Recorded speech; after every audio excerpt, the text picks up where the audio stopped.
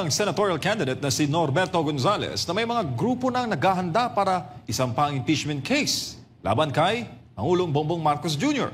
Samantala, sinabi rin ni Gonzales na maaaring tumayong broker si Senator Amy Marcos para palitan ang Pangulo sa pwesto. Si Almar Forzuelo sa detalye. Nababalita ako na marami naman talaga nagpaplano na file ng impeachment si Pangulo pagbukas ng Kongreso. Ito ang sinabi ng dating kalihim ng Department of National Defense at ngayon senatorial candidate na si Norberto Gonzales sa eksklusibong panayam ng SMNI News.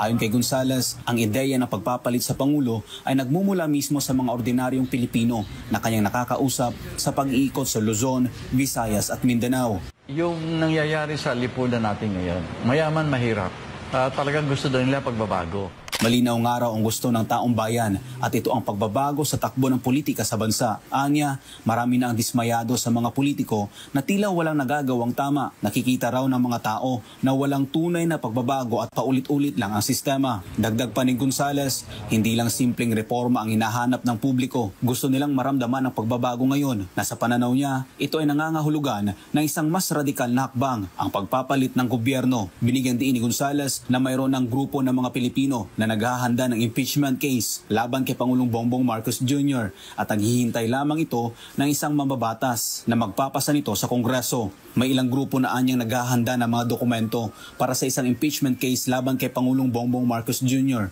Gayunman, dahil raw mga ordinaryong mamayan lamang ang nasa likod nito, kinakailangan pa nila ng isang kongresistang pipirma bilang sponsor upang maging opisyal ang proseso ng impeachment. Samantala, tungkol naman sa hamon ng dating Chief Presidential Legal Counsel na si Atty. Salvador Panelo kay Senador Amy Marcos na sampahan ng impeachment ng kanyang kapatid na si Bongbong Marcos, ito ang naging sagot ni Gonzales. Ang nakikita ko lamang sa ngayon, kunyari yung kapatid niya si Senator Amy Marcos, maganda yan na kung siya ititindig at sabihin na handa akong kausapin. Nilinaw ni Gonzales na magandang hakbang kung tatayong broker si Senator Amy para sa isang panibagong eleksyon. Anya, bukod sa galit ng maraming Pilipino sa kasalukuyang administrasyon, patuloy rin ang pagbaba ng ratings ni BBM.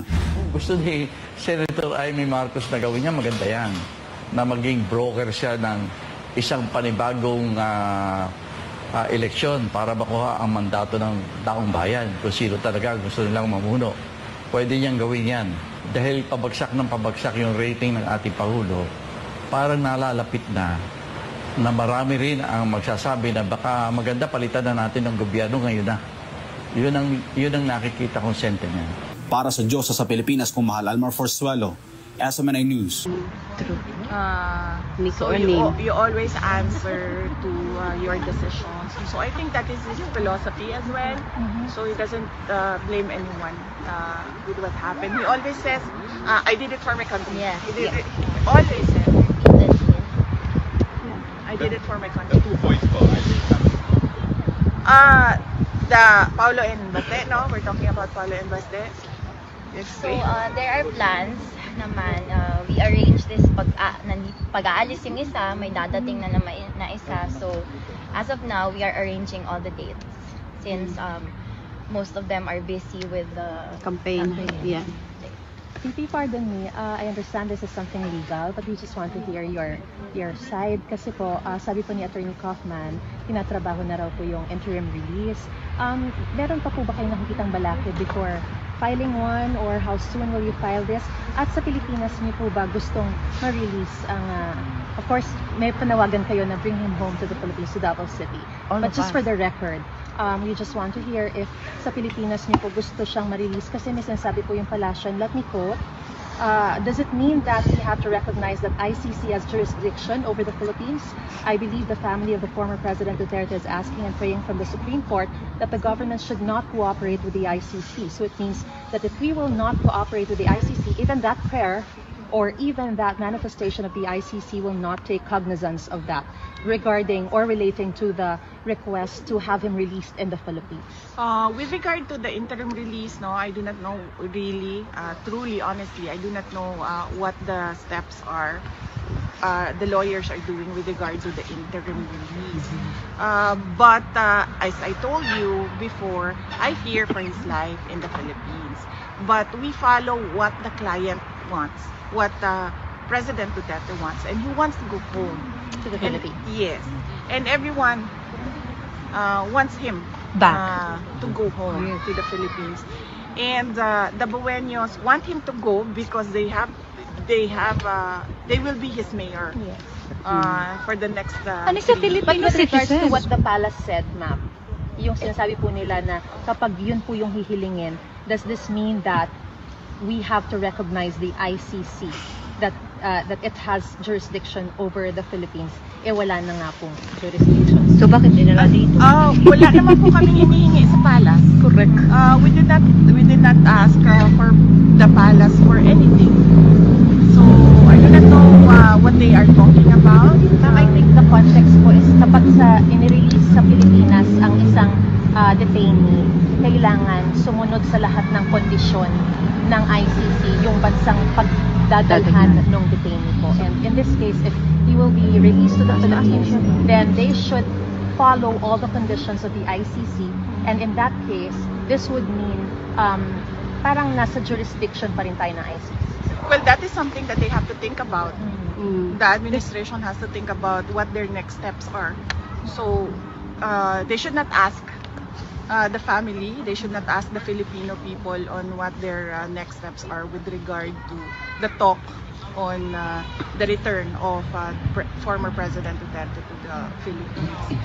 Maybe when they've decided, if ever they will decide what their next steps are, if ever it is even discussed inside the halls of the palace, they can tell us what their plans are. The government intends to do with the return of President Duterte. Ma'am, on a different note, were your mother, Elizabeth Zimmerman, able to visit the former president? My mother, she doesn't want that she be talked about or discussed in interviews, so let's keep her privacy. Noted, ma'am. Thank you. Ma'am, how about your reaction to House prosecution's motion to Senate to compel VP Duterte to answer impeachment complaints as legally sound daw po ito, legally sound? And Representative Zamora said may guidelines to liquidate ng confidential funds. Kung pwede nga na fictitious names, dapat daw nakadeklara ang totoong pangalan in a sealed envelope bago sinasubmit sa COA. Nagawa po ba ito ng OVP and naniniwala ang House na prosecution na palalakasin daw nito yung impeachment case laban po sa inyo, ma'am? Yun ang mga paniniwala nila. So, pabayaan na natin sila sa kanilang guni-guni. Kaya It nga, doesn't have to be yung paniniwala nila, ay paniniwala din ng buong bayan. True. Paniniwala Ayaw na ng tayong stress. Oy. Pilipinas. Ilahan na naman. Ma'am, okay na mo sa weather? Naka-adapt na mo? Tugnaw? So how do you like the Netherlands? Pero I think she's okay. Tugnaw, oy! Wala siya Jacket, no? Wala siya jacket. Wala give up, ma'am. Aran. Naramili ko lang mo, ma'am. Naramili permi. May balak po kayo sa mga naaresto sa Qatar. Ma'am, meron po kayong balak na assistance sa mga Filipinos na naaresto sa Qatar while demonstrating for PRRD? Yes, oo. Anong balak mo? I already endorsed it the moment that I knew about it. I read it in the brief sa Office of the Vice President. I already endorsed to them to reach out through the correct channels on what we can do to assist as an office. Okay, ikaw ka. The Office of the Vice President. Tapos na ako. Okay? VP, sorry. VP, may question lang po siya. Sorry, something legal lang po. You said po na you're going home soon. Sa Saturday. Sa Saturday na po, you're going home. May chance po ba na mako-complete na po yung legal team by then? Wala po ako sinabi na uwi ako sa Saturday. But I said na pag dumating na yung documents, pwede na ako umuwi. And makukompleto na po ba yung legal team by then po? Or nandyan na si Attorney Nicholas Kaufman. The other lawyer, you meet her. I don't wanna reveal her name. Just ask her what her name is. And then there's another one assisting them. So far, they're okay. And they're interviewing other lawyers as we speak. So hopefully, before I leave, that team is already complete But at the moment, no, it's not complete. Pero have you identified na po the Filipino lawyer in the Sino kinakausap po ninyo? We have not identified the Filipino lawyer. And is there a chance po that Attorney Roque will be back or will join that team po? I do not know because only the lawyers are talking to each other. So I only talk to the lead counsel, that is Nicholas Kaufman. So he talks to the other lawyers. Thank you po. Ma'am, I have a question.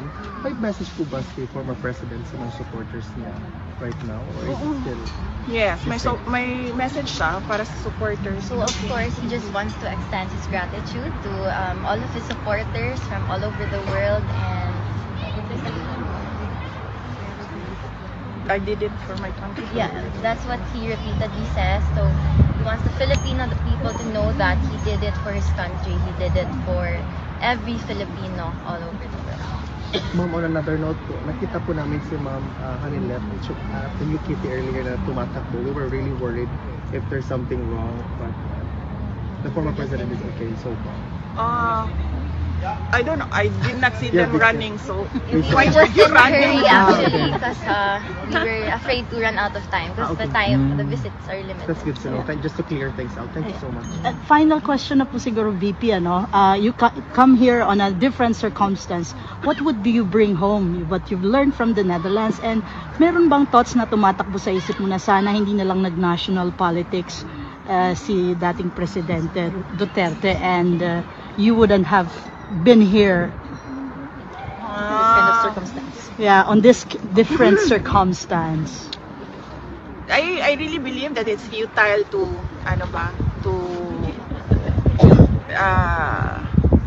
regret decisions made in the past, because I believe that everything happens for a reason. So whatever it is that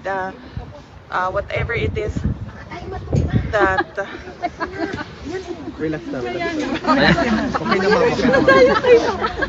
Relax. whatever it is that happened in the past, I think we should just learn from it and then move forward. So what is my takeaway for the Netherlands? Unang-una ma'am, ang dami nilang options dito. Meron silang tram is it, no? It's called tram, no? Yes, meron silang tram, meron silang bus, and then meron silang train, and then they can bike, and then they can walk, Metro also. and metro. So that's 6 options for mobility. I choose to walk dito kasi hindi ka pinagpapawisan, malamig siya, so I choose to walk. So that is my choice. But the residents, they have 6 options. In the Philippines, ma'am, Diyos ko, pahirapan pa yung bus, ma'am. Walang train, walang tram, walang metro, wala lahat. So, alam mo yon. Tricycle lang. Pag nandito ka, nakikita mo yung kawalan doon sa atin, sa Pilipinas. Yes. But the bureaucracy. Question for Kitty na, Ms. Kitty ano yung greatest advice or best advice ni former President Duterte sa'yo? Like he always says, there is a time for everything. So I think he means to tell me to take everything at my own pace, and as long as I'm doing good, as long as I'm doing no harm. And he left Kit, di ba? Yeah. Na kailangan niya umuwi kasi kailangan niya takutin yung boyfriend niya. Yes. So another reason for him to come home to us. Need to ano man tawag niyan. Okay. As a daughter, no, yung advice sa'yo na pwede rin matutunan ng mga batang kasakitan mo o mga Pilipinong kabataan na pwede mong i-share sa iyong mga kababayan. What advice from him? Yes. Ayun, there is a time for everything. So, growing up, I was always in a hurry. I felt like I was running out of time. My mind was all over the place. I was anxious about so many things. But now that I'm turning 21 in a few days, so I learned to take time to breathe, to slow down, and to just trust in God's time and take everything at my own pace. Are you gonna celebrate your birthday? Yes, I am. Advance happy birthday. Thank you. I'm not sure, ma'am, because I'm still not familiar with the places here. But we did see tulips on the way here. The tulip bar. Yes, ma'am. Thank you, ma'am. Thank you. Thank I will you. look that up. Thank you, ma'am. Thank you very much. Thank you very much. Naadami TV. Thank you, Salamat. ma'am. Ma'am, support God us bless. always and forever. Salamat. Laban tayo. Dito always, ma'am. Therapy. ma'am. Yes.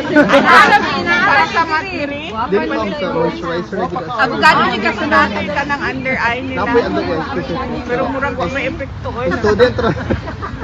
Sa mga kadako. Thank you, mama. Thank you. Salamat. God Ingat bless kayo. you, ma'am. Ingat lagi.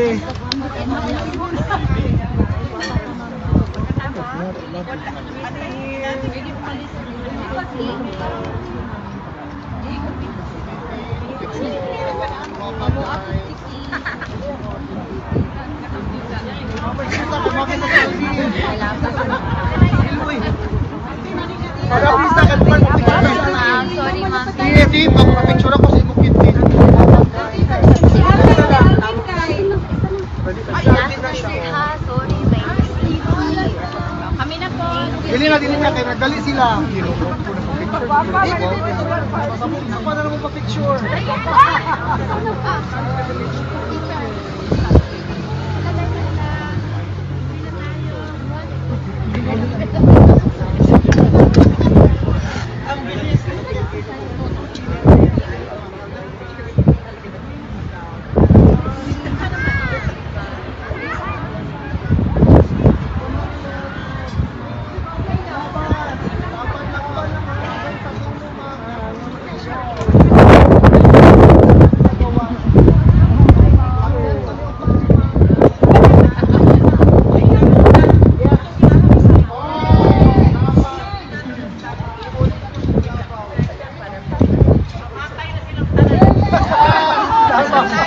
Yes, ma'am. Ipabara na magsugot. Oy, ako yung nag-secure ha. Ano effect, ma'am? Thank you, ma'am. Ganan na magbara. Kitty, good luck sa mga pag-eskwela, Day. Dapat ma-lawyer din ka, lawyer Day. din ka. Kitty, regards mo sa mong boyfriend. Bye. Bye, ma'am. Jar, bye. Jari, taga-consular. Taga-embassy. Tingnan ako na, hindi na ako magawas. Coco Martin!